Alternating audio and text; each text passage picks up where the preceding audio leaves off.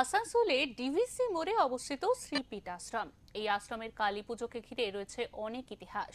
বামাখ্যাপার স্বপ্নাদেশে শুরু হয় পুজো। এখানে মাকে সারা বছর ভোগ নিবেদন করা হয় সেদ্ধ ভাত এবং আলু।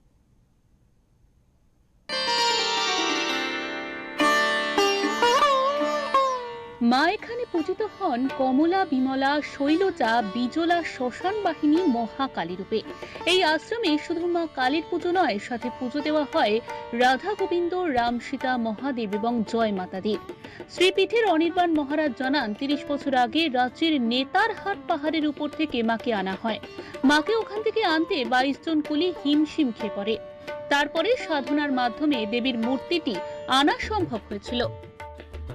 তারাপীঠ ভৈরব শ্রী শ্রী বামদেবের আদেশে আমি আমার গুরুদেবের সন্ধান পাই। সেটা স্বপ্নান্ত। আমার গুরুদেবের নাম হচ্ছে ঠাকুর শ্রী শ্রী অদ্বৈতানন্দ গিরি মহারাজ।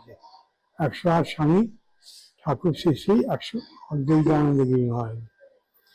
তিনি আমাকে দক্ষিণাচারী মতে তন্ত্র সাধনায় ভর্তি করেন এবং ওনার কৃপাতে আমি পঞ্চ, সপ্তম, ত্রিমুণ্ড, একমুণ্ড এবং শতমুণ্ডের সাধনায় কার্যকারী হয়। সে সবই আমার গুরুদেবের কৃপা, বামদেবের ইচ্ছা। মা বিমলা কমলা, মা বর্তমানে শৈলজা বিরজা, একই অঙ্গে দুই রূপ, যার ব্যাখ্যাটা রয়েছে একটা শাড়ি পরা থাকে মাকে, তার দুটো কালার, একটা হলুদ আর একটা রানী কালারের। এই জন্য এটা যুগল মূর্তি হয়। তার কৃপাতে বিভিন্ন বিভিন্ন আশ্চর্যজনক ঘটনা হয়। সেগুলো সবাই বুঝতে পারবে কিনা আমার সন্দেহ, যার জন্য আমি এটা বলতে চাইছি না। তবে বলছি, যে যা মনস্কামনা নিয়ে এখানে মায়ের কাছে সংকল্প করে, মা তাদের মনোবাসনা পূর্ণ করেন এবং তার বিপদ থেকে এখানে উদ্ধার করেন।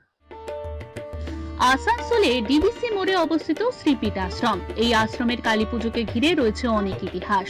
এখানে মাকে সারা বছর ভোগ নিবেদন করা হয় সেদ্ধ ভাত এবং আলু।